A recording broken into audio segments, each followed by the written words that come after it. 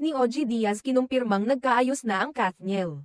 Kamakailan lang, naging mainit na usapin ang balitang umano'y nagkaayos na sina Catherine Bernardo at Daniel Padilla. Ang tanyag na love team na mas kilala bilang Kathniel.